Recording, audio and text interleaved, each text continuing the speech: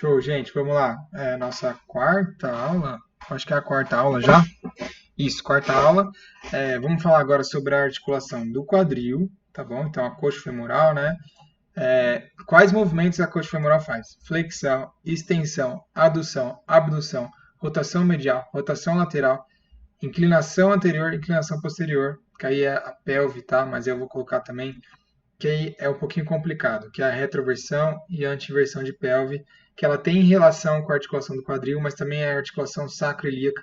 Então eu não vou falar sobre isso nessa aula, tá? Tem autores que colocam que esse movimento acontece no quadril, tem autores que colocam que não. Então, ó, isso aqui eu não vou falar agora, tá? Inclinação anterior e posterior, deixa para uma próxima aula.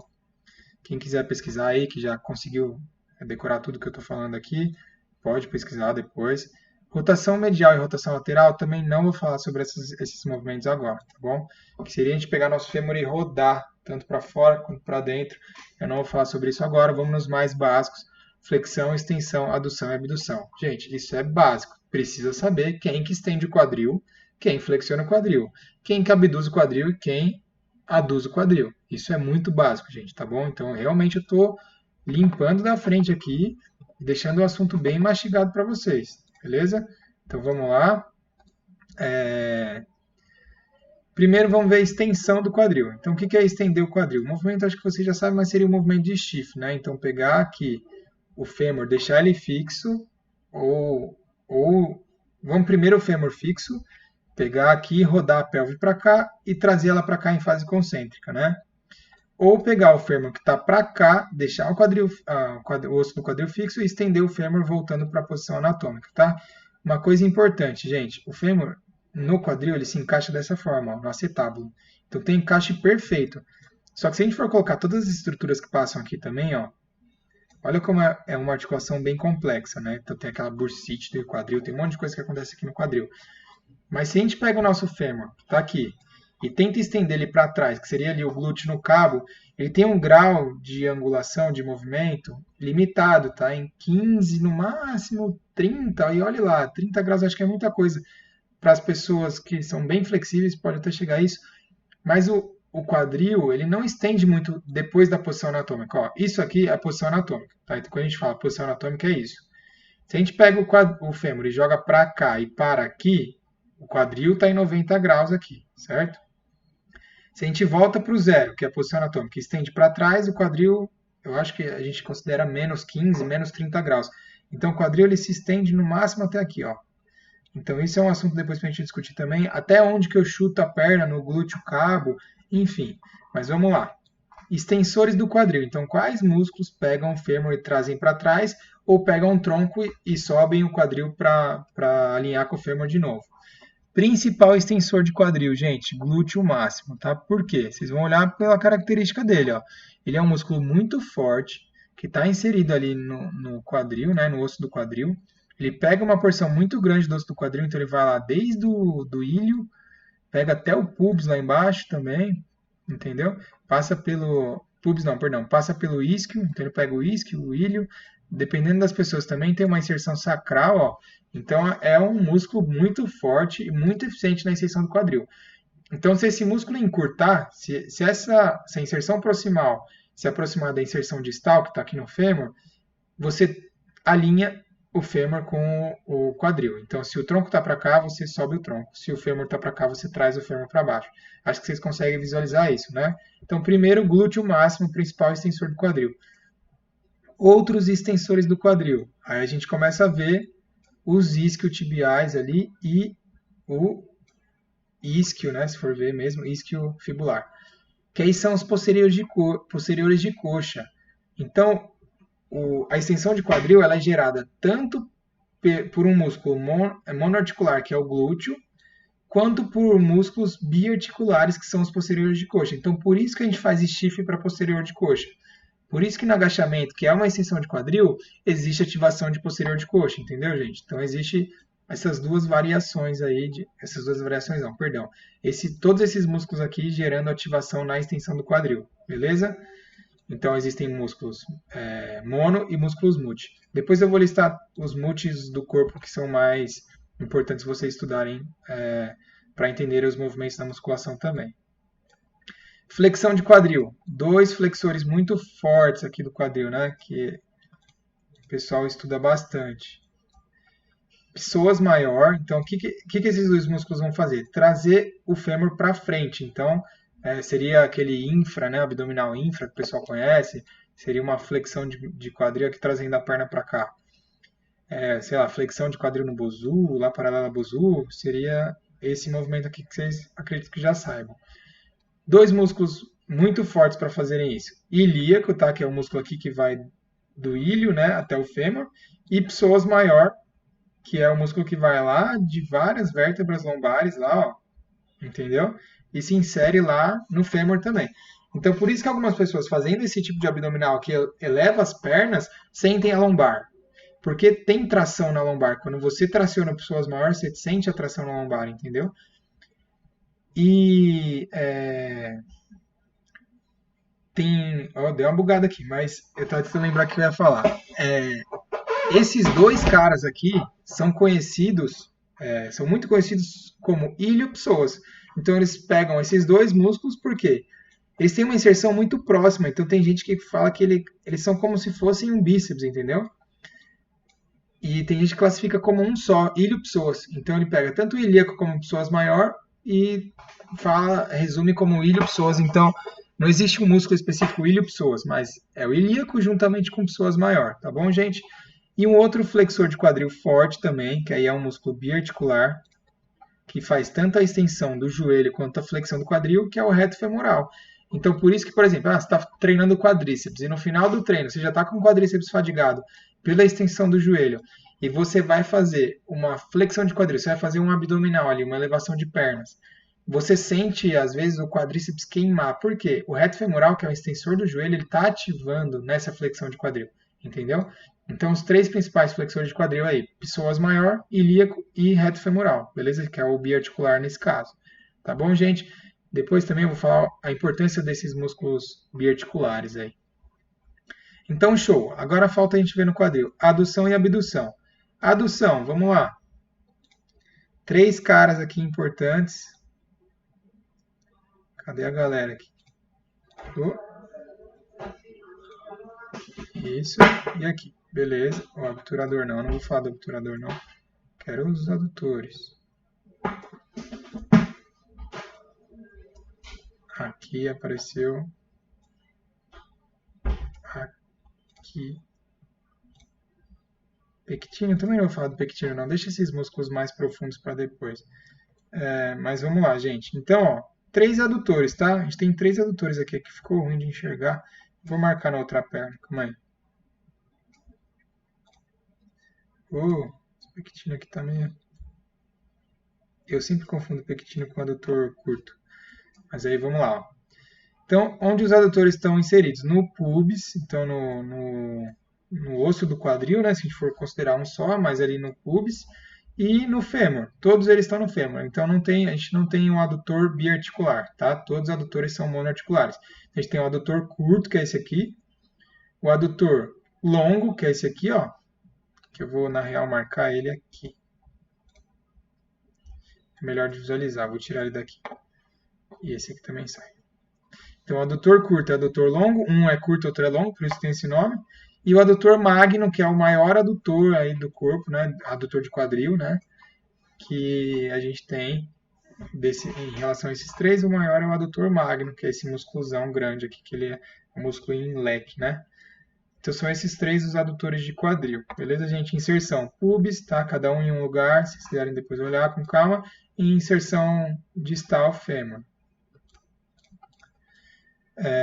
Abdutores, aí não tem como não falar desse cara aqui, né? Que é o famoso abdutor. Aí a gente tem os glúteos, né? Mas tem o glúteo mínimo, só que o principal é o glúteo médio. Pela posição vocês já vão entender por que ele abduz, ó.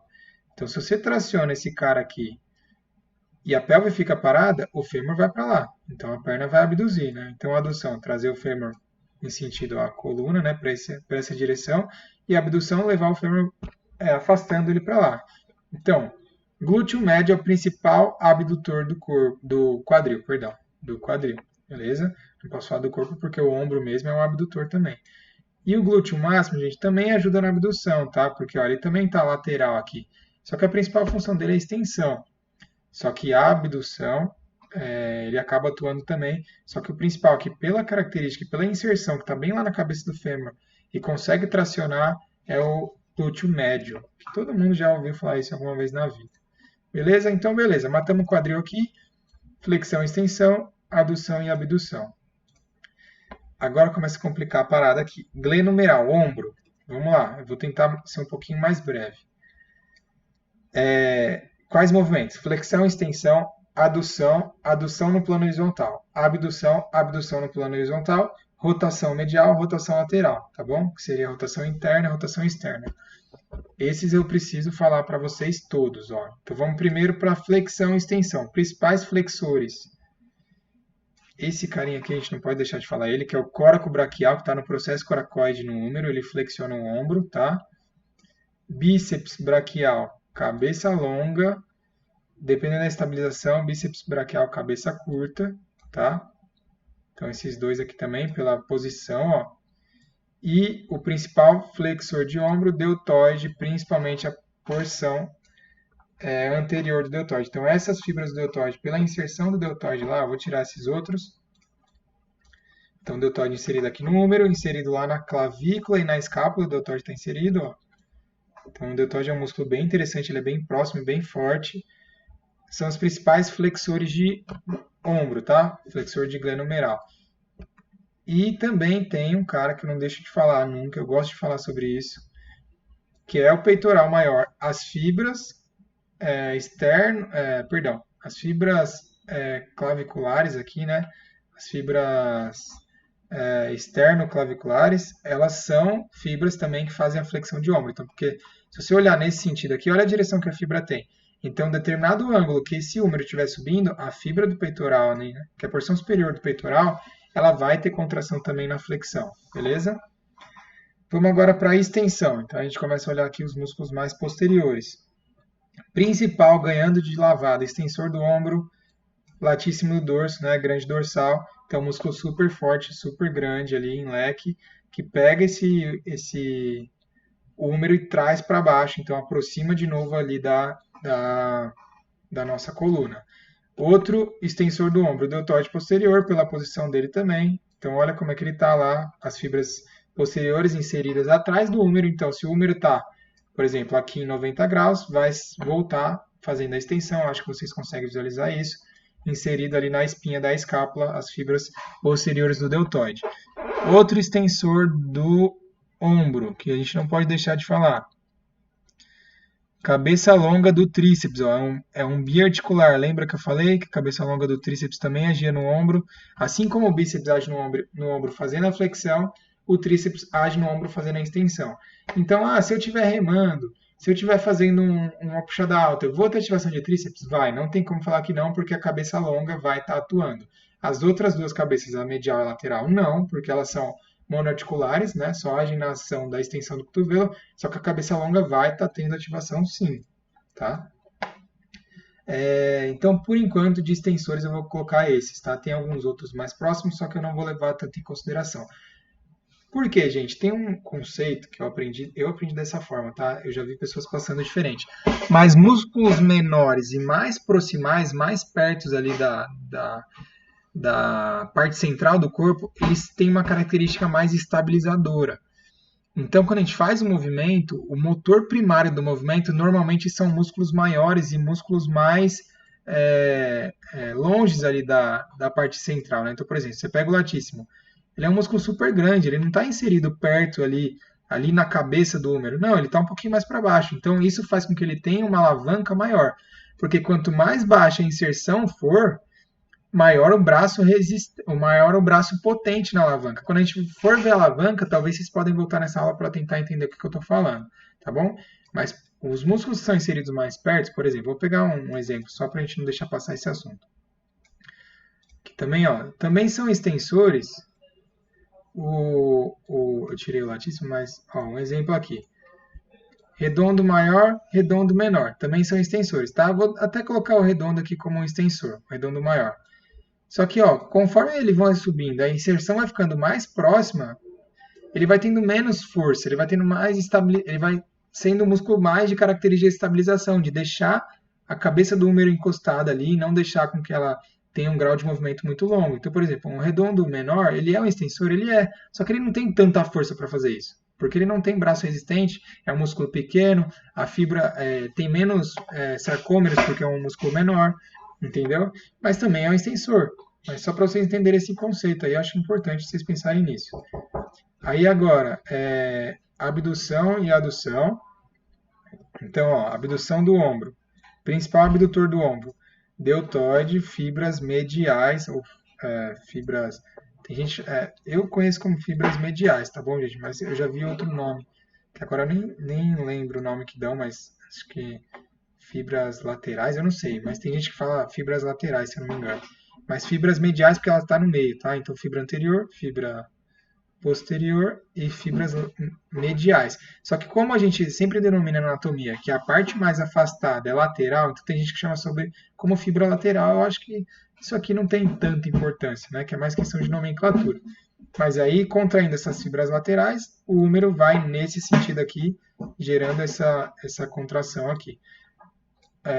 Que mais? Beleza. Então, o principal abdutor do ombro é isso.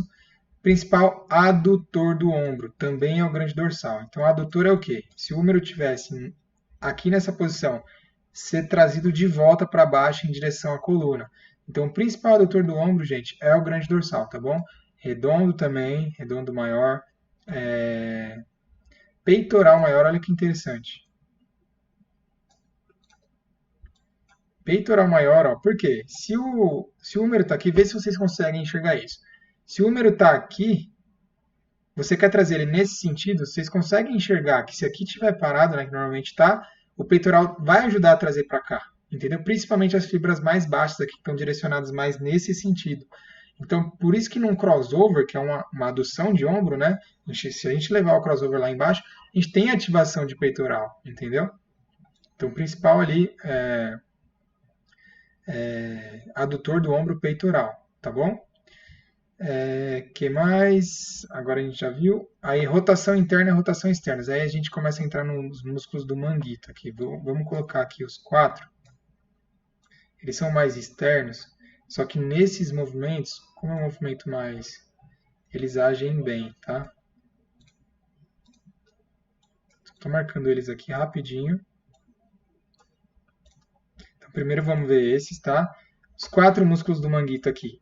Infraespinhal, se vocês souberem que aqui é a espinha da escápula, fica mais fácil de lembrar.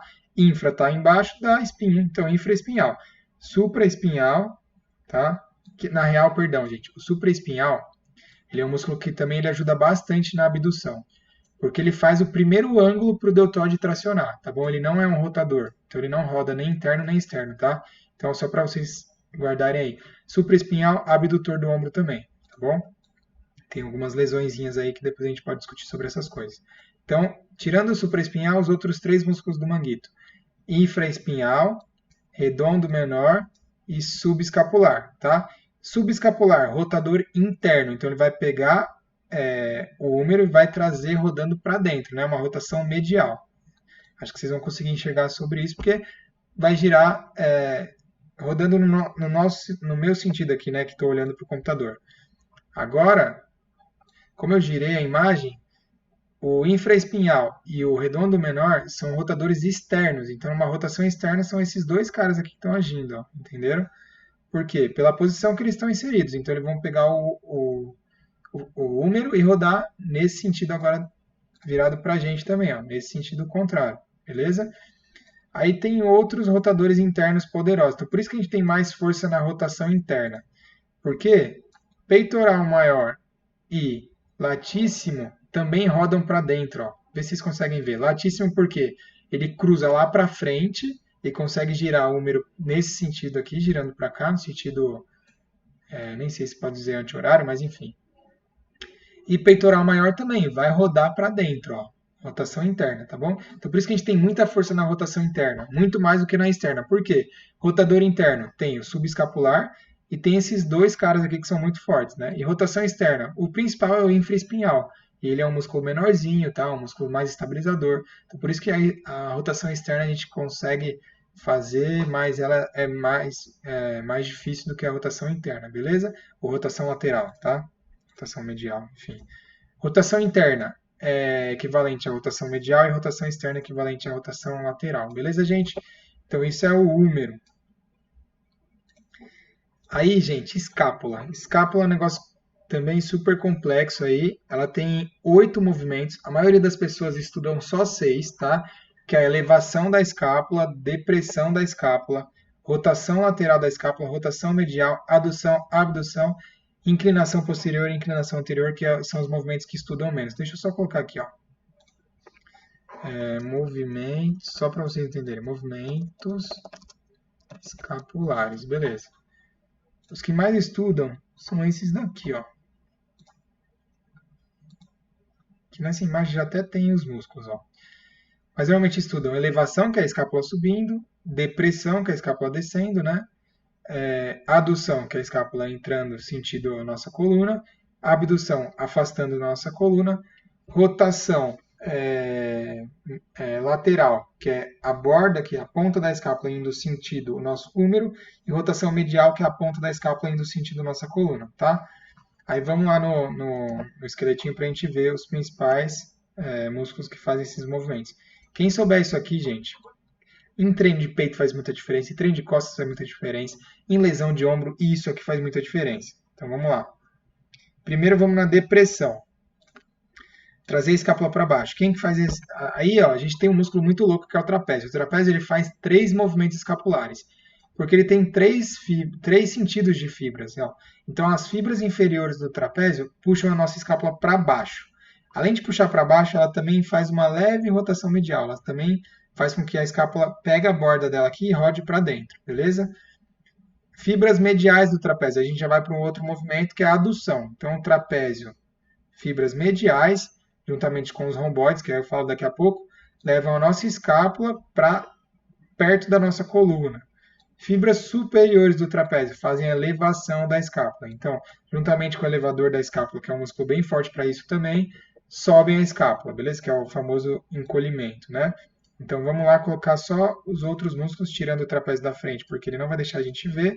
Elevador da escápula, que faz elevação, ó, que é um músculo também bem forte que está ali no pescoço, sobe a nossa escápula para cima, principalmente entrando com ela para cá. Também esse músculo ajuda na rotação lateral. E na adução que eu falei, os romboides também são fortes adutores. Perdão, estou olhando o serrátil. O romboide está aqui. Então, trazem a escápula sentido nossa coluna, são fortes adutores, tá? Deixa eu só dar uma olhadinha no serrátil. Cadê o serrátil posterior? Aqui. Ó, vê se pela inserção dele vocês conseguem... Ah, na real não. Ó. Tá vendo porque que é legal vocês entenderem o conceito? Eu errei aqui achando que ele fazia adução. Mas ele não tem nada a ver, ó. Serrátil superior, né, posterior superior. Mas calma aí, deixa eu ver um negócio aqui. Que começa a ficar...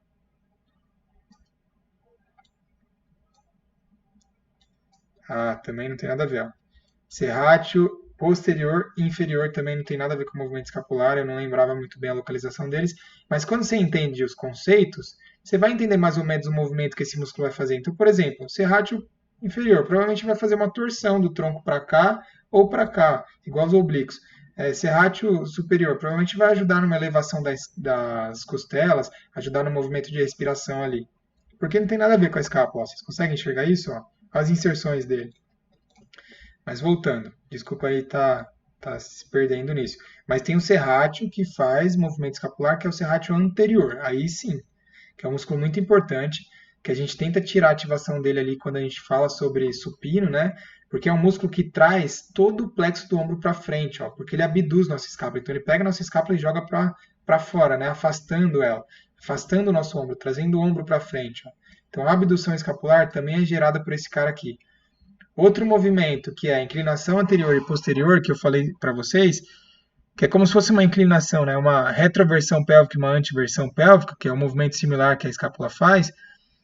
O serrátil também ajuda na inclinação anterior. Então, pegar essa borda da escápula e jogar para dentro, ó, entendeu? E qual músculo faz a inclinação posterior? Aí, principalmente, peitoral menor e também cabeça curta de bíceps, ó. Que eles pegam a nossa escápula e pegam essa borda e jogam lá para trás. Por quê? Puxam ela para frente. Então, quando a gente tem ativação de peitoral, muitas vezes a ponta da escápula pode ficar indo para fora, pode sair aqui se a pessoa não souber estabilizar de uma forma direita, enfim. Então, o principal movimento aí desses músculos, quando você tem o movimento do plexo inteiro, né, do plexo braquial, que é a junção do húmero e da escápula, vindo toda para frente, você também tem a ativação aqui do peitoral menor. Beleza, gente? Então, acho que eu falei todos os movimentos aí. Os principais rotadores, tá? Serrátil anterior, rotação lateral, romboide, rotação medial. Então, aqui, ó, romboide pega, vê se vocês conseguem enxergar isso. Romboide pega a ponta da escápula e puxa para lá, então ele roda para dentro. Trapézio inferior também, ó, traz para cá. Então, quando a gente fala deprime e faz a rotação ou faz a adução, é a ativação desses caras aqui, ó. Então, muitas vezes, a escápula também é muito complexa e demanda uma consciência corporal muito boa do aluno, por quê? Imagina você contraindo o trapézio, que é um músculo que tem 3 sentidos de fibra de uma forma ineficiente, você não tem consciência do que você está fazendo. Muitas vezes a escápula do aluno vai ficar balançando, porque ele não consegue deprimir, porque ao mesmo tempo que o trapézio contrai para deprimir, o trapézio pode contrair para aduzir, pode contrair para elevar.